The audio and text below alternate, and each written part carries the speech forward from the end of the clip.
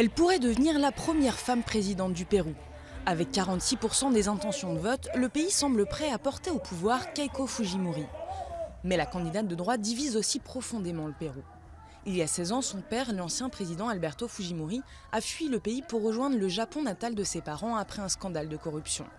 Il est désormais en prison pour crimes contre l'humanité. Pourtant, l'ombre de l'ex-chef d'État qui plane sur elle pourrait constituer un atout pour sa fille.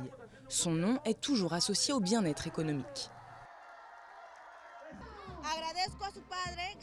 Grâce à son père, nous avons eu des cahiers, des chaussures, des vêtements.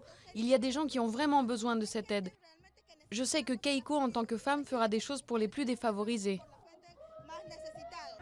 Keiko Fujimori a commencé sa carrière à 19 ans dans le rôle de première dame pour son père après le violent divorce de ses parents.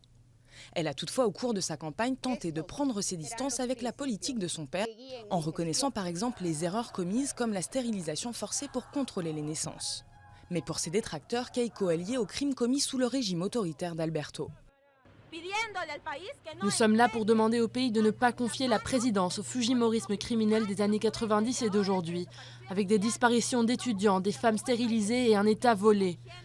Nous demandons de ne pas élire la leader de ce parti politique et l'une des plus grandes complices de ce régime, Keiko Fujimori. Face à elle, l'économiste de centre-droite Pedro Pablo Kuczynski compte sur son expérience. À 77 ans, il a déjà occupé les fauteuils de plusieurs ministères, y compris celui de Premier ministre. Perçu comme moins proche de la population, il a misé sur le profil du candidat de l'alternative et de l'anti-Fujimori. Le 5 juin, il faudra choisir.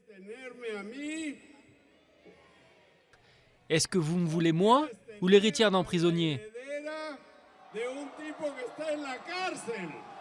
PPK, comme il est appelé, bénéficie du soutien de Verónica Mendoza, candidate de gauche arrivée 3e lors du premier tour de la présidentielle. Keiko, quant à elle, a le Congrès de son côté. Son parti, Fuerza Popular, a remporté la majorité absolue lors des dernières législatives.